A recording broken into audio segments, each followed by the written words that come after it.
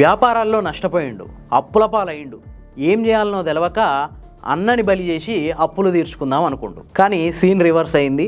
ఫైనల్గా కటకటాల్లోకి పోయిండు. మానవత్వాన్ని, తోడబుట్టిన అనుబంధాన్ని కాలరాసిన ఇన్సిడెంటు కరీంనగర్ జిల్లాలో జరిగింది. కరీంనగర్ జిల్లా రామడుగులో మామిడి నరేష్ అనే ఒక వ్యక్తి ఉన్నాడు. మనోడు మంచి వ్యాపారస్తుడు. షేర్ మార్కెట్లలో పెట్టుబడులు పెట్టిండు, అప్పులు తెచ్చి బ్యాంకు లోన్లు తెచ్చి టిప్పర్లు కొన్నాడు.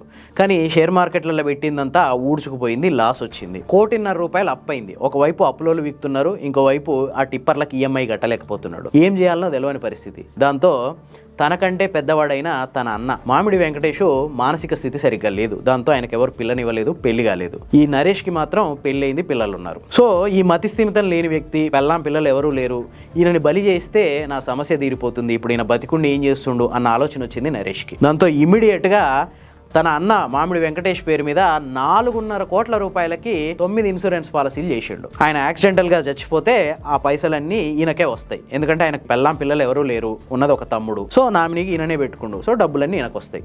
అట్లా ప్లాన్ చేసుకుండు. పాలసీలు చేసిన తర్వాత ఒకరోజు టిప్పర్ టైర్ పంచర్ అయింది, నువ్వు జాకీ తీసుకొని టిప్పర్ దగ్గరికి వెళ్ళి టైర్ కింద పెట్టుకో అని చెప్పి పంపించిండు. పైన డ్రైవరు ఎప్పుడైతే ఈ వెంకటేష్ టైర్ కింద జాకీ పెడుతుండో ఆయన మీద నుంచి టిప్పర్ పోనిచ్చిండు. దాంతో అక్కడికక్కడే వెంకటేష్ చచ్చిపోయిండు.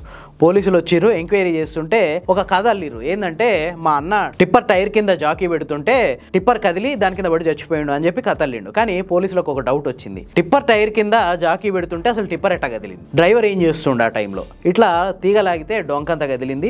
ఇలా వ్యవహారం అంతా బయటపడ్డది. అమాయకుడిని, మతిస్థిమితం లేని ఒక వ్యక్తిని, అనుబంధాన్ని కాలరాసి బలి చేద్దామనుకుంటే ఫైనల్గా ఇన్సూరెన్స్ రాదు ఇప్పుడు, ఎందుకంటే ఇది హత్య.